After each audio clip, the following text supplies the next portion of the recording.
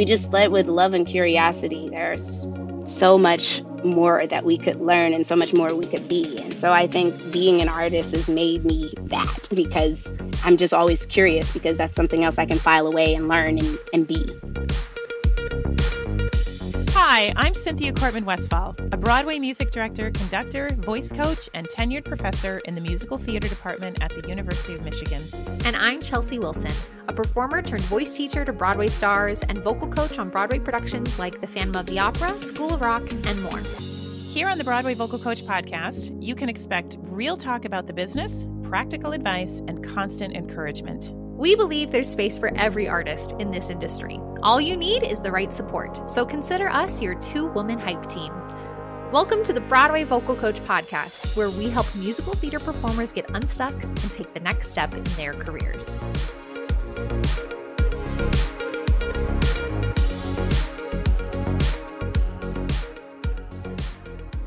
We are thrilled to introduce you to Bree Jackson today.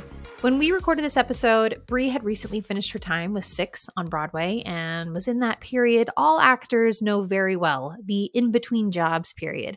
And in our conversation, which you'll hear shortly, she speaks candidly about what it's like in between jobs and how her perspective as a working actor has evolved over time, including the self-care and mental health habits that sustain her when she's starring in a show or not. To formally introduce our guest today, Bree Jackson. Bree made her Broadway debut with The Book of Mormon and has gone on to star on Broadway and tours many times since. She understudied Cynthia Erivo as Celie in the 2015 revival of The Color Purple and was most recently seen on Broadway as Catherine of Aragon in Six, the musical. Other credits include Dreamgirls as Effie in the South Korean tour and Priscilla, Queen of the Desert national tour. On TV, Bree appeared in Jesus Christ Superstar live in concert on NBC starring John Legend. Bree is a BFA graduate of the University of Michigan. Fun note, when this episode airs, I will have just been in Raleigh, North Carolina, and seen Bree star in North Carolina Theater's production of The Color Purple, which is such a fun full circle moment for this episode. Let's get into the interview. Okay, Bree, we are so happy to have you with us today. Thank you for joining us. Welcome, Bree. Thank you for having me. We go way, way back. Bree and I were classmates at the University of Michigan. Go Blue. Go Blue. We showed up on the first day of school and spent 4 years together, and Cynthia was our professor. And the fun fact about Bree in college is that Bree was super smart and graduated high school 2 years early. So we all show up as these eager 18-year-olds, and Bree's like 16. Maybe you didn't even have your driver's license and is like, I'm here. Like, let's go for it. And Bree was the baby of our class. I was the baby. I look back on like infant me. That's what I like to call her. Like, she was a zygote when she walked into college. Yeah. But it's very funny because like, even when I started, I didn't think that I was going to end up doing this for a career. I wanted to go to college, and that was why I was there. I wanted to go to college, and I really wanted to just continue studying in acting, dancing, and singing, and I didn't want somebody to make me choose between the three. So that was why it was like musical theater made sense. And then I fell in love with it, and it was like, oh no, I could actually have a career doing this. I could actually do this. Spoiler alert, you have had a career doing this. Two of my favorite stories about you, Bree. My audition. Your audition is absolutely one of them, because it was one of my favorite auditions I've ever seen, because you were simply this vessel of raw talent and potential. Not polish, not overly trained. Bria shaking her head like crazy. It's the truth, It though. just really was like looking at someone who clearly didn't really know what they were doing in the world of musical theater, but yet the raw talent and potential was so huge. It was just like, we have to take a chance on this person. And look where it led. Oh, am I ever grateful? I mean, I am not embarrassed. I tell people all the time, like, how little I knew it goes to show, I think, that you don't necessarily need the best training or years and years and years of voice lessons and dance lessons. Sometimes if someone can recognize potential and talent, Hmm. that's what you need. And you Yeah. had both of those things in spades. Yeah. So, And then add to it the work ethic to want to actually get better and everything. It was like, even though yeah. I had no clue what I was doing, it was still important to me that I was like, no, but I'm going to do it and I'm going to Yeah. learn it. That was what I was most grateful for, was that you all didn't fault me for not knowing. You just taught me. Yeah. And it was like, that was more than I could ask for when it comes to like getting into that, especially at that level, and especially at a university in a program like Michigan. Like, that was truly a blessing. I use those lessons to this day. It's Yeah. to this day I use what I've learned. I love that you said you didn't feel faulted for not knowing what you didn't know, because that's what I wish for everybody. Why would anybody know what they don't know? If they don't know it, they don't know it. Mm-hmm. How can you be faulted for not knowing something, especially at that age, But it's a very funny thing, because it was like, I felt like I didn't get to bond with my classmates because I didn't know what everyone else knew. And it was like, and I know I did offend some people when I said like, yeah, I just want to do music, but I just wanted to go to college, and I was just grateful that I got in and everything. Like, people who had been studying and like Michigan was their dream. I know I offended the hell out of them saying that. And there was no offense meant. It was just truly my Yeah. ignorance, and just like, but I wanted to do this. It didn't mean that I cared any less, or I wasn't going to put my all into the program. But I did feel like it kept me isolated from my classmates, because I was like, no, I didn't know how intense and how deep this was. I just didn't know. I was watching musicals before I knew they were called musicals. I'm curious to hear more about that, Bree. So, like, you found yourself in this quite prestigious musical theater program studying musical theater, but had you had much musical theater performance experience before then, or was it mostly music? Was it mostly singing? Tell me a little bit about like young Bree and what her interests were. Young Bree was into just music. Young Bree grew up singing in gospel choirs, and that was what I knew. I knew gospel choirs. I knew what I was exposed to listening with my family. And so it was a lot of R&B, a lot of soul, a lot of gospel. My dad loved funk music, and so there's like a lot of funk. And then my stepfather, my other dad, introduced me to pop music. And then as I got older, it was just whatever I could listen to, I started. That was the biggest thing. It was music. I didn't start singing classical music or even was really truly exposed to it as an art form until I was in high school. I didn't perform in my first musical until I was in high school. And even then, I wasn't sure if I wanted to do that. I did my first play, and it was a Shakespeare. I got to do the Comedy of Errors at 12, and I was like, oh, I love this. And then I did a musical, The Music Man, and I was like, I'm not so sure about this. Like, I was really trapped in, like, if I had gone just by what my interests were, I would have only done singing and then possibly gone to acting, but it never would have been the both of them together, or that there was a whole world where that is everything, Yeah. and that I wouldn't have to choose until I was looking into programs to go to college. So around my junior year in high school. Yeah. Well, and I have to imagine that early love for music and listening to so much music, different kinds of music, having a gospel background, listening to soul and R&B, and that being part of your musical heritage, your musical loves, has helped you and informed your career. I mean, I look at the things that you've done post-graduation, and you've done tons of pop music. You've done tons of pop shows. You've had the experience to be able to incorporate so much of what you loved as a young person into your career as an adult. Do you feel like there's a through line there for you, or is it like, oh wow, look at this? I don't know. What do you think about that? There is a through line, but there isn't, because the great thing is that once I started being guided, I always say that like I was guided into musical theater. Like God was like, no, you silly little lamb, this is where you're supposed to go. You just go this way, and made sure that I ended up on the right path, because I just wanted to go and be a music star and then eventually do movies and things like that. The through line, I always knew that if there was one thing that I had, was that voice. So I could always get in. My into it was by singing. getting to do musical theater helped expand even how I use my voice.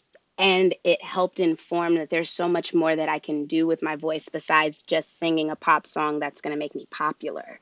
There's a healing, there's more calling to it. There was a time where I was just going to be a gospel singer and it was just, to give it to the Lord. And then I was like, I don't know how I feel about people paying me and also giving it to the Lord. That seems like a different dichotomy. At some point, something's going to have to give. So now I can also minister to people through my art in doing these shows.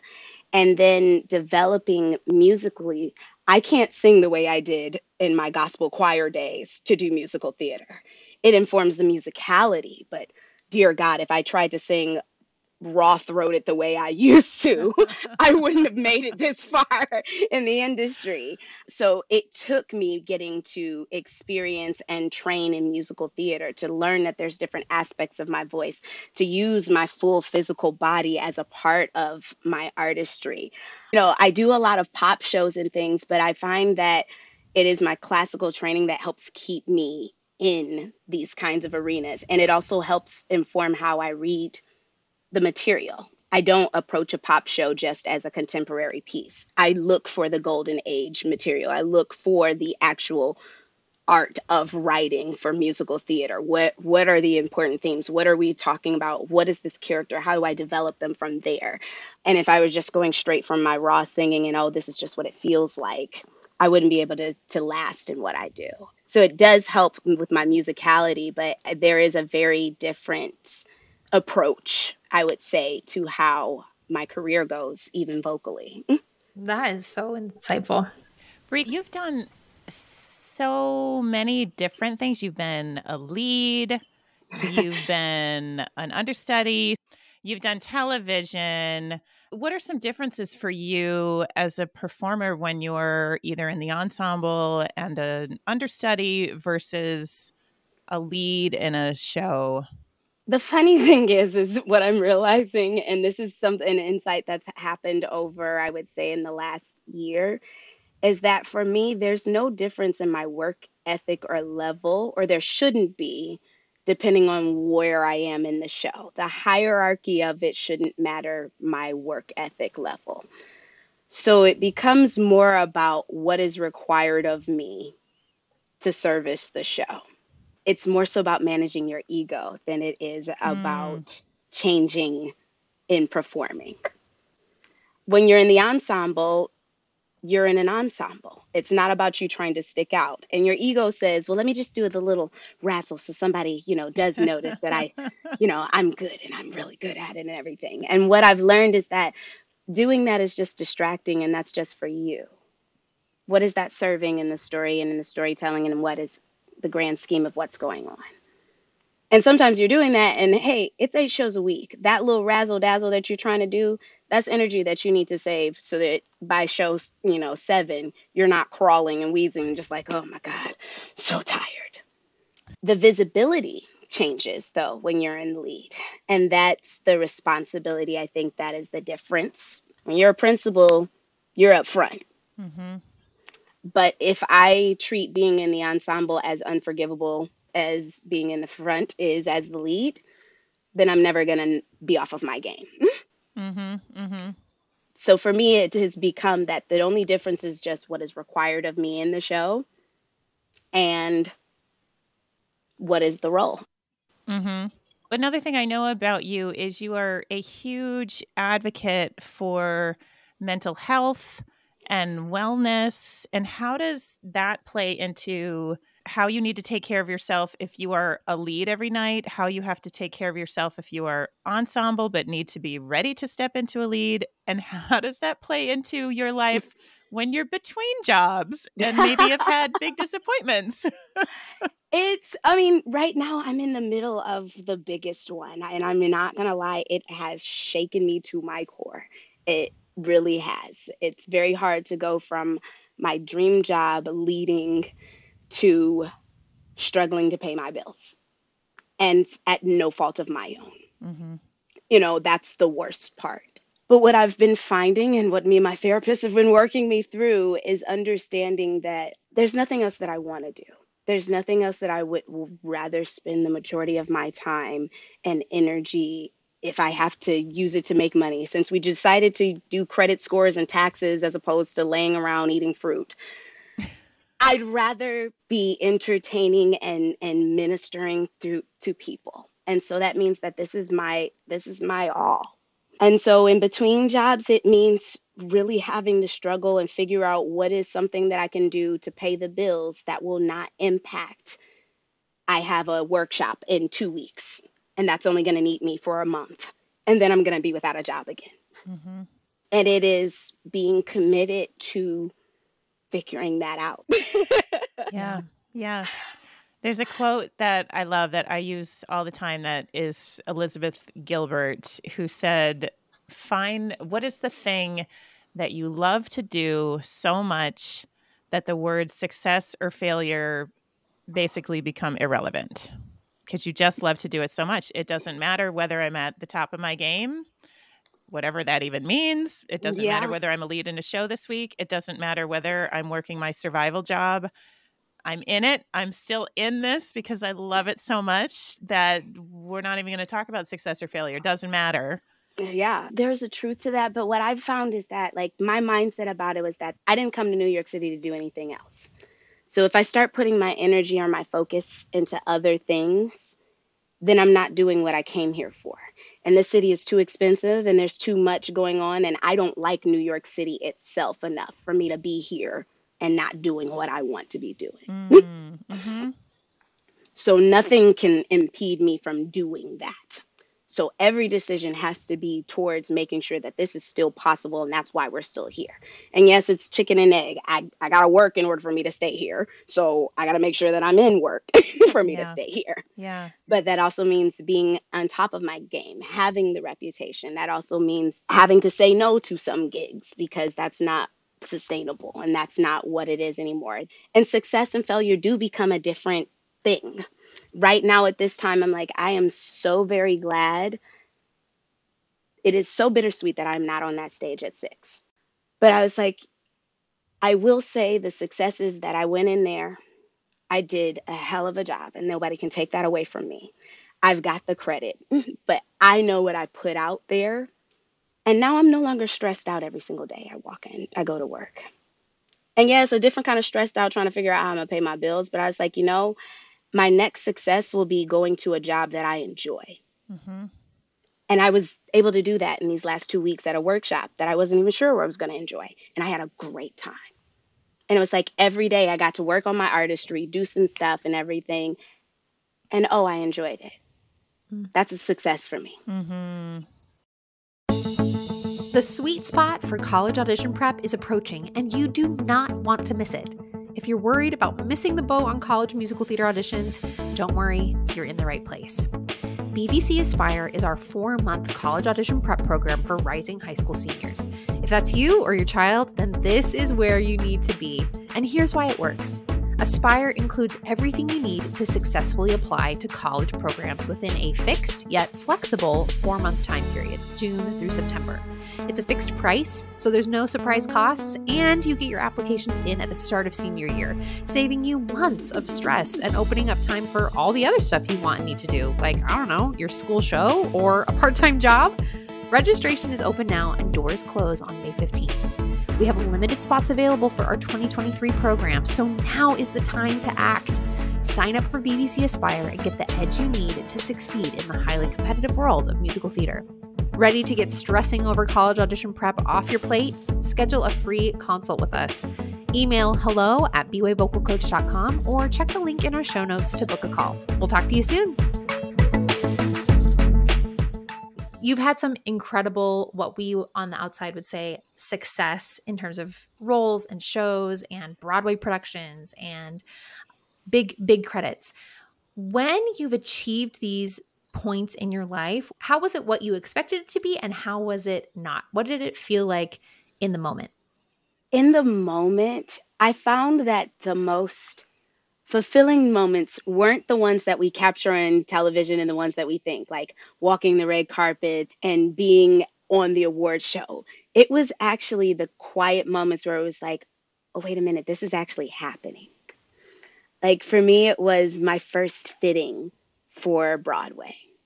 That was my like, oh my God, this is happening. What was the show? What were you getting fitted for? Ooh, okay, so I was getting fitted for the Book of Mormon. Oh my God. It's actually, what is it? Today's the 20th. I believe we're within days of my 9-year anniversary of my Broadway debut. Oh my God. That's going to make me cry. It was for the Book of Mormon. I was going to be an onstage swing.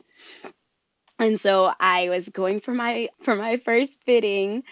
And because I was going to be their second female swing, but their first female onstage swing, the first one in this track, they actually had to design a whole new costume for me. So they needed new like cloths and all of that.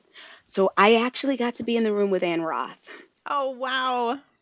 And it was just, it was, you go into the room and I was just like, hi, yes, I'm here for my fitting. And they're like, oh, yes, welcome. Okay, come on in here and everything.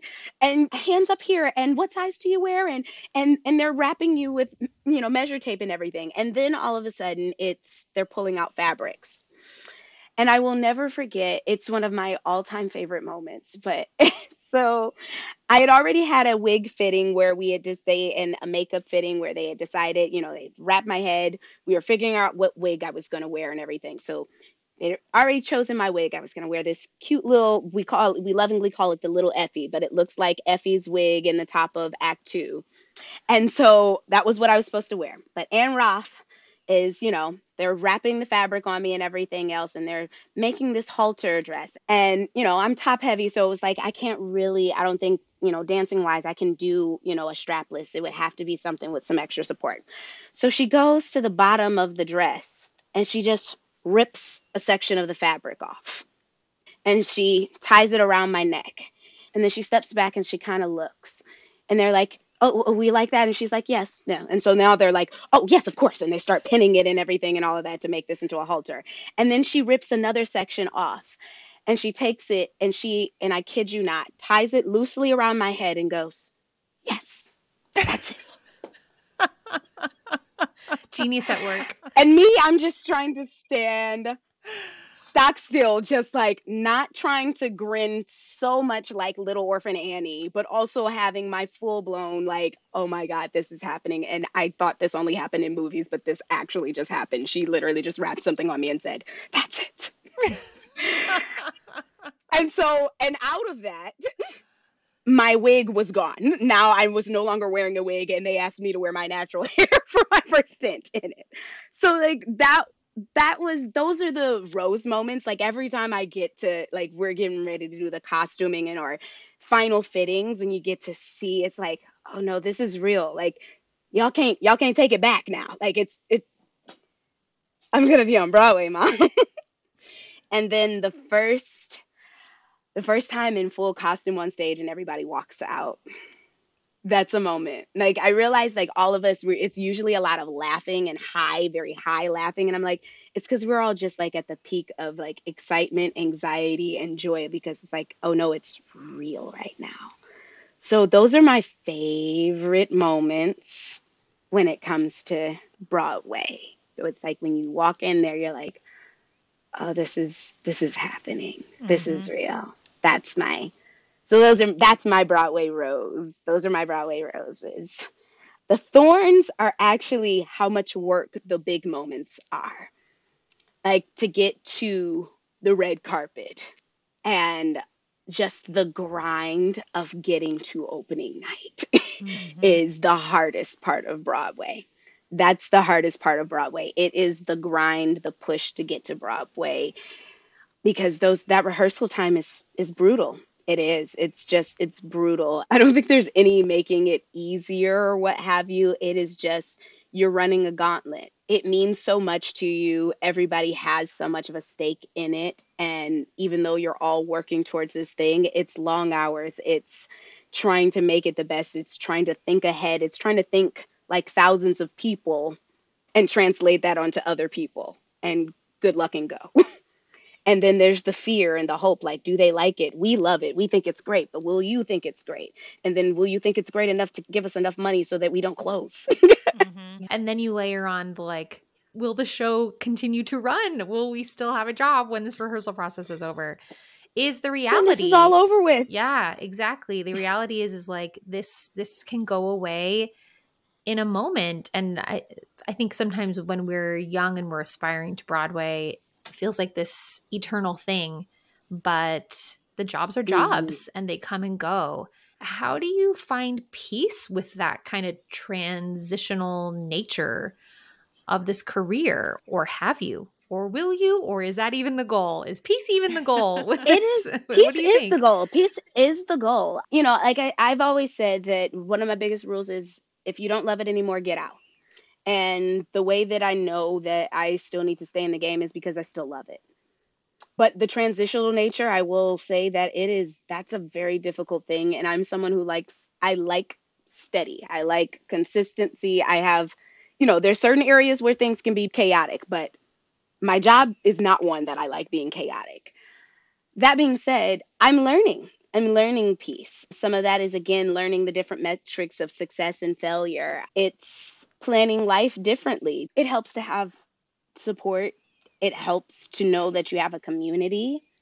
And that's sometimes something that I struggle with, but I've been leaning on community pretty heavily in the last few weeks. I've been able to reach out to some people, Cynthia included, and just lay it out there and just say, hey, this is what I'm going through and this is what I need. If you can help, let me know.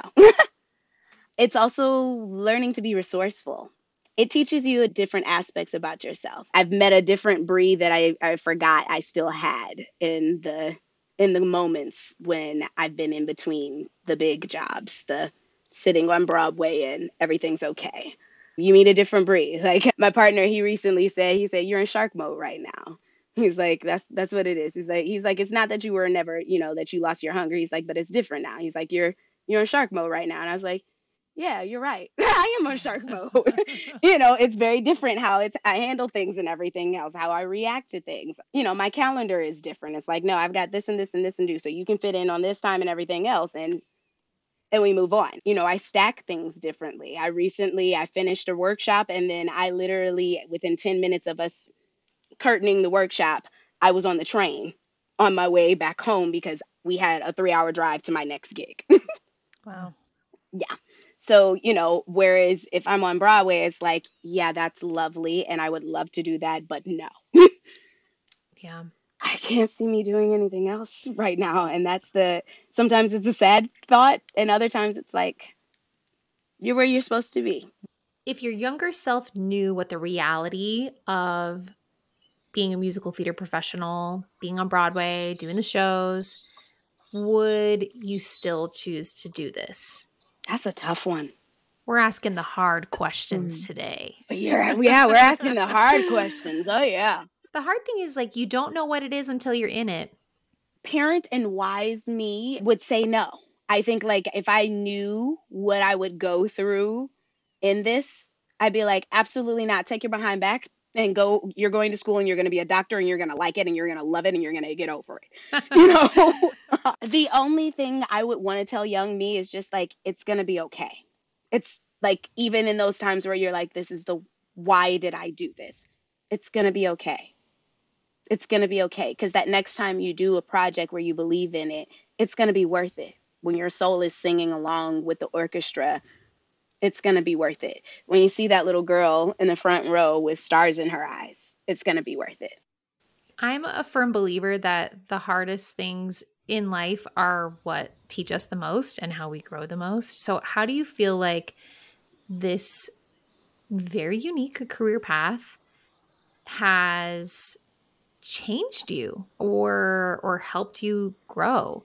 Maybe not from a professional angle, but personally, how do you feel like you've grown over the past 9 years coming up on that Broadway debut? Well, I mean, sheesh. 9 years on Broadway, 11 years career.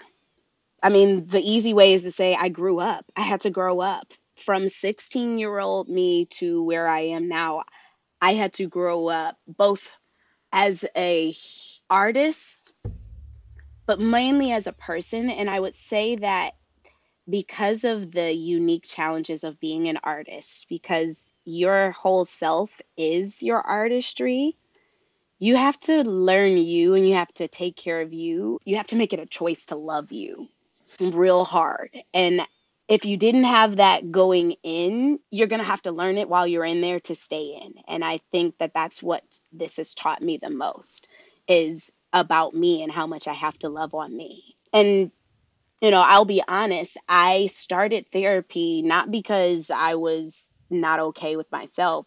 It was because I noticed that I couldn't tap into certain emotions on stage. I couldn't act. And I was like, okay, so clearly something wrong if I can't do my job. And in a way that saved my life, because now I'm making sure I take care of my mental health. It is not something I play about.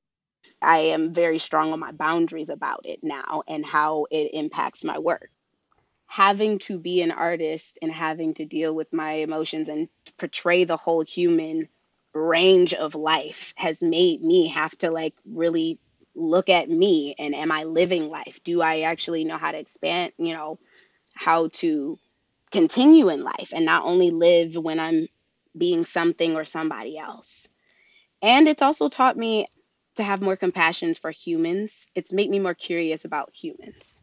I always joke and say I don't like humans, and it's true. I don't like humans. Humans scare me, but I am fascinated by us. We are such weird and complex and divine and fascinating entities. And what a cool thing that I get to be anything of a human being as a part of my job. Mm-hmm. And that you get to portray so many of those complexities and imperfections on stage. It's incredible. Like you get to do that, and like I get to take a dip into somebody else's life, and half of the time something that's not even me. And so it makes me more aware of my own humanness and humanity and how I move in the world, and it makes me just want to see and watch the world and be curious about what's going on, and take a moment and see, like, you know what, let me just stop and say, like, you're human, I'm human, and let's start there. We were created in love and everything else. Now, what's different about you and what can I learn? I'm just curious. And we can just be curious. If we just led with love and curiosity, there's so much more that we could learn and so much more we could be. And so I think being an artist has made me that, because I'm just always curious, because that's something else I can file away and learn and be at some other point. As a Black woman in this industry, we've seen a lot of things shifting or being talked about shifting in the last few years, especially. And I'm wondering how you have been experiencing that, what you've seen that has felt better or more inclusive, what has felt not. Where do you see us headed from here? Would you be able to talk a little about that? Yeah, I mean, it's this sounds really sad, but I'm not very encouraged by our direction. I think we've turned towards performative as opposed to lasting change, but time will only tell. There has been a lot of conversation, and conversation is always a great place to start. But it was very funny. A friend of mine, we were literally griping about this a few days ago, and I was like, at some point, I need you to just do what is asked for, not what you think is being asked for. If a plan is literally laid out for you of action to do, to rectify, to make actual change, do that. Not what you think. This is what is asked for.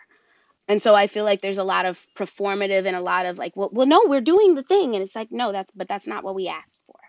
I will say that it is sometimes tiresome, because there's a lot of, well, let's have a discussion and everything. And discussion, again, is great, but it usually turns into, let me tell you my experience and you cry, and let me tell you, okay, well, I know it's not you.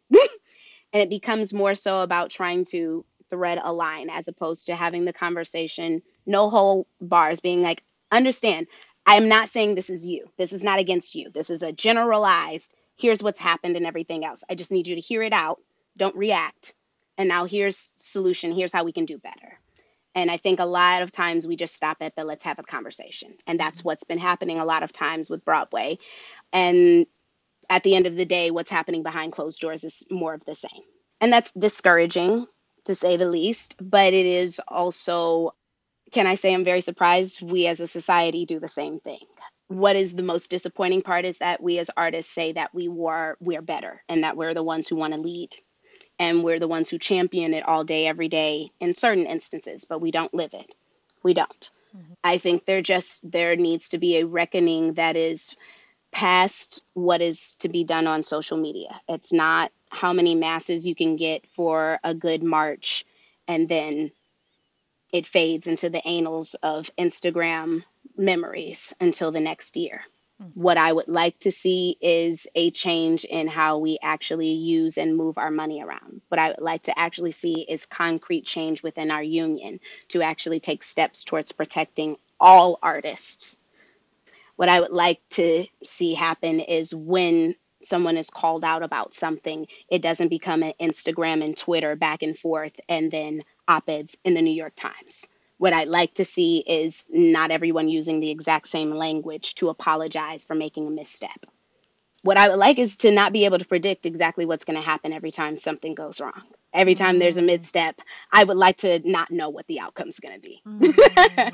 I think that's the biggest thing that we need to work on Broadway is that we say that we're not the same story, but it's like, nah, we're every Golden Age musical all over again, just wrapped up with a different name. I would like to not know the end of the story.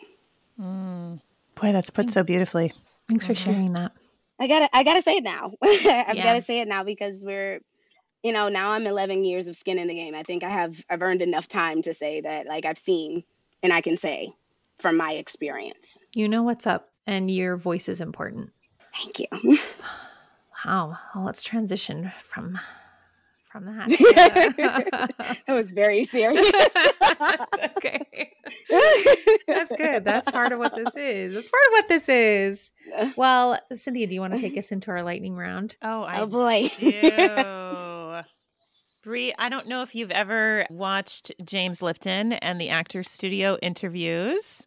No. If you haven't, they are just fabulous. But there are a series of interviews with actors, and James Lipton always used to ask a round of questions at the end. So in the spirit of that, we have different questions. It's a bit of a lightning round. Okay. Not to be overthought too much. Got it. Are you ready? Let's go. Great. What fuels you? Ooh, love, joy, and a fear of failure. And what drains you? Oh, lack of listening, ignorance, willful ignorance, not just ignorance, willful ignorance, and unprofessionality. It really grates me. It really grates me. What profession other than your own would you like to do? I really think I want to be a lawyer. But I want to be but constitutional law, because I really, like, if I could, I would love to pull an Obama, but instead of going to the White House, I'd rather go to Senate and actually get some things done. Boy, I could get behind you going to the White House, though. Let me tell you. I wanted to be the first Black lady president. I swore up and down for a long time I was going to be a pediatrician and the first Black lady president. Those were two goals for quite some time. Wow. And I would almost say, like, getting to be on Broadway is about as hard as becoming president. Honestly, with the way things are, yes. The politics of Broadway, yes. Yes, it is. Boy, you picked some challenging paths for your life, I will say. I had goals. I love it. Like, ma'am. I love it. Okay, what is your favorite form of self-care? Ooh. Okay, right now it's playing Call of Duty. I love it. I love it. I love it. What is your favorite comfort food? My favorite, French fries. Same. French fries and tacos. French fries and tacos. French fries and tacos. Yes. It's the name of your autobiography. Yep. French fries and tacos. and Call of Duty. Okay, now we may have some young listeners, so I'm going to ask you to see if you can find a rhyming word for this. Okay. But what is your favorite curse word? Ooh, my favorite curse word? It's probably itch with a B. Okay. I think I use that one more than anyone else. Do you Yeah. use all the iterations? Yeah. Okay. Or do you like the single word? Because I use it very in African American culture. MF is like used as a, endearment and things like that. I use B in that same manner, but also I can be like, I'm angry. It can be that I'm happy. You can be a friend. It can be a funny thing. Like I use it all the time. It's so I was so like, versatile. yeah, that's probably it. It's very versatile. It's like, I'm like the Samuel L. Jackson of the B word, I guess. But actually I was called out for putting things on a stick. I always said like, Jesus, Mary, and Joseph on a stick, or, cheese and crackers on a stick. And I never knew that I said it so much until my stage manager, she would finish things for me with like, on a stick. And I was like, she's like, you just always do. And I was just like, I really do, don't I? So it's always something on a stick. Amazing. Okay, well, you can do these all on a stick. What are you grateful for? Oh, I am grateful for, right now I'm grateful to be like nice and sunny outside. I'm very grateful for my partner. He's been very patient with me during all of this time. I'm really grateful for my father. And yeah, I've been really grateful. And I've been grateful for my community. Every person that I've reached out to in the last few weeks or so while dealing with not being working properly and everything, I've been very grateful for my community because people have shown up at a time where I really didn't think people would. I'm very grateful for that. Oh, I love that. And last question, if you could share one more thought with our listeners before we sign off, what would that be? Ooh, one more thought. It can be on a stick if you'd like it to be. On a stick. Take 2 more seconds every time you hear something and before you respond. Take 2 more seconds and a breath to hear it, to listen, and to hear it with both your ears, your brain, and your heart. And respond in kind. But take a breath first. Oh, I love that. And then go. I love that. That's excellent advice in life and performance. Bree, thank you. Thank you. Yes. Thank you, Bree, so much for being with us. Thank you for having me. I think our listeners have so much to learn from your experience, from the highs, from the lows, from the mediums, from everything that life is in this career. And you are really a shining example of making a life that you're proud of and that you love throughout it all, no matter what's thrown your way. So thank you so much for being here with us today. And I just feel like you are the epitome of authenticity. You know, you weren't trying to be shiny in the places that feel a little raw, and you aren't trying to pretend things are what they aren't. And yet you're so grateful for what is. I really admire that about you. You always feel like you bring your full self, all of it, and unapologetically and honestly and authentically. And I just really admire that about you. Thank you. Thank you. It's been a rough road to try to be that at all times. And so thank you. That means a lot. Thank you. We love you, Bree. We love you, Bree. Love y'all. And truly, thank you for this. It's fun. I was looking forward to it. Oh, good. If you enjoyed today's episode, please take a screenshot, tag us on Instagram at B-Way Vocal Coach, share this episode with a friend, and consider leaving us a review. And if you're ready to take your next step in this industry, but aren't entirely sure what that should be, then take our quiz. We'll strategize with you to outline a roadmap to your unique goals. Plus, from there, you can book a free consult with us. Visit bwayvocalcoach.com/take the quiz. We can't wait to hear your story and help you take the next step in your career. Thanks for listening.